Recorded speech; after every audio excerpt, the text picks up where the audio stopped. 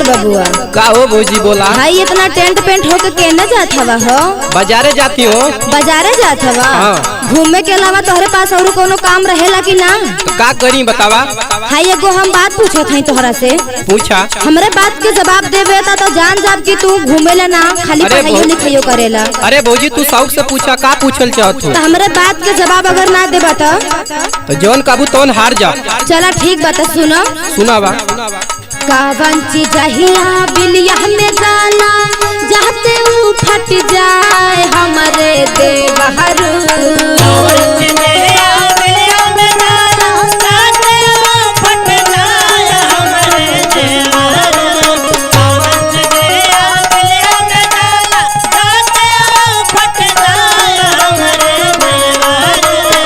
ध्यान से सुनी हा सही जवाब दी हा। ठीक बा बोला। तो सुना। सुनावा। कावन चिजहिया बिलिया में जाना जाते ऊ फट जाए हमारे देवहरू कि हमारे देवहरू निकले पानियों में सला सदार हमारे देवहरू निकले पानियों में सला सदार हमारे देवहरू निकले पानियों में सला सदार हमारे का ये भौजी का हो? कैसन कैसन सवाल रखले बाटू हो? अरे जैसन पूछले बानी तैसन सही बात तू बतावा तो। ला च सुना। सुनावा। कोलू के बिल में गन्ना जाला जाता ऊ फट जाए हमारी भौजी।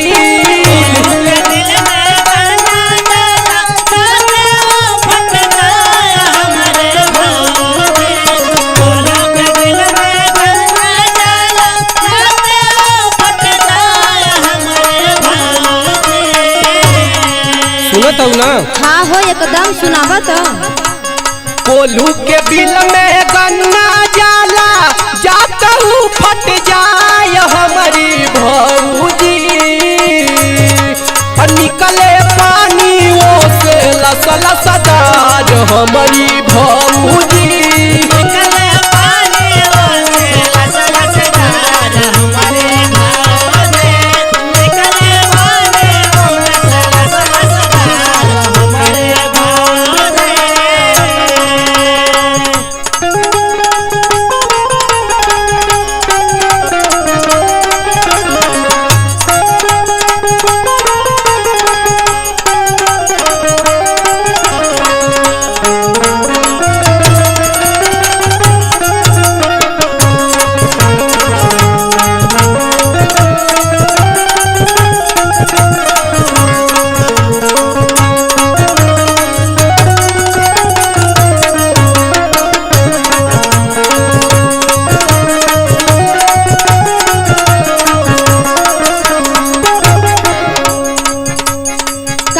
बबुआ। हाँ भौजी बोला। भाई अच्छे तो बता देलो। आज जब सर को बता के जाना तब तो जाने। अगर बता दे तब अब बता दे बता जान सबके तेज हवा और का सुनो। सुनावा। कावन चिजहिया संत रहेला मोहता गोल जाए हमारे देवहरू।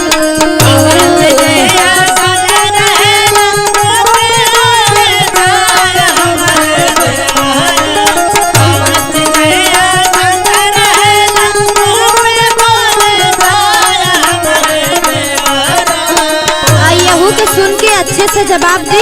हाँ बोला। सुना। सुनावा। कावन चिजहिया संत रहेला मोहता गोल जाए हमारे देवहरू कि हमारे देवहरू हिला हिला के उजर देहली काल हमारे देवहरू हिला हिला के उजर देहली काल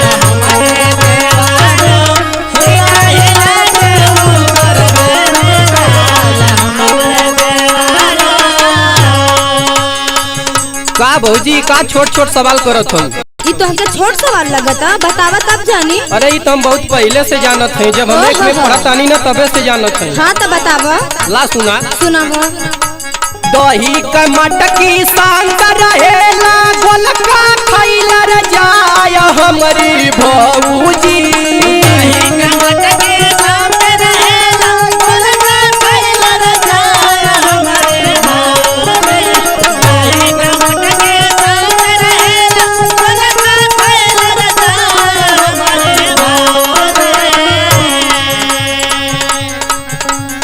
दही का मटकी शांत रहेला गोलका खैला रे जाय हमारी भौजी।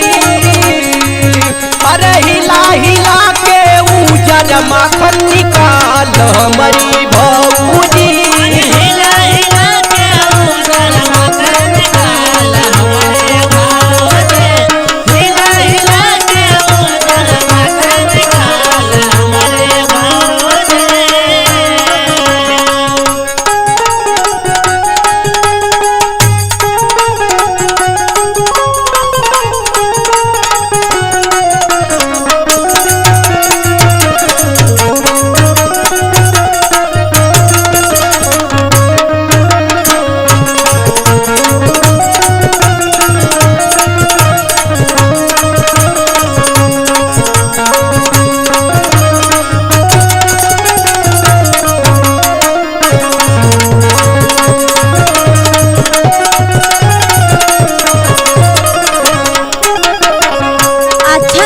बताइए देला। हाँ, भाई हमारा आखिरी सवाल के जवाब दे दो। जल्दी बतावा, जल्दी हमें लेट होता। अच्छा तो सुना। सुनावा। कावन चिजहिया ये कविता के भीतर जब घुस जाए अखिलेश देवहरू।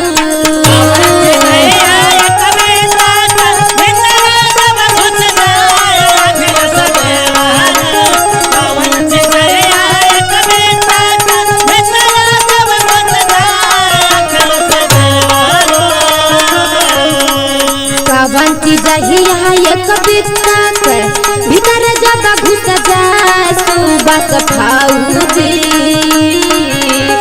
रगड़ रगड़ के बाहर उजर निकाल हमारे देवहरू।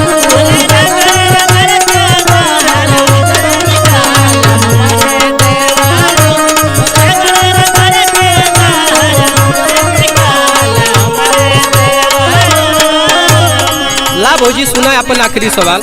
हाँ तो बता दो। तू तो पुरुष बाय कविता का मुँह के भीतर जाय हमारी भौजी।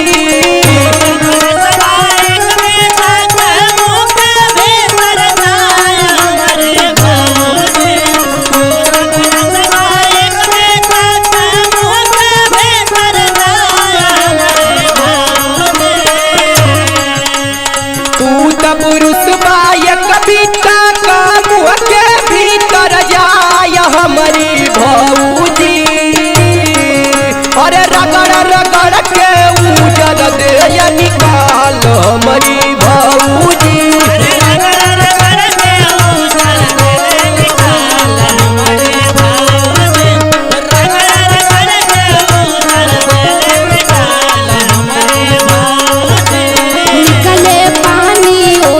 लसा लसदार हमारे देवहरू। हिला हिला के उजर दे निकाल हमारी भौजी। निकले पानियों में से लसा लसदार हमारे देवहरू। हिला हिला के माखन उजर निकाल हमारी भौजी। मान गई तू सच में तेज है। तब कहो।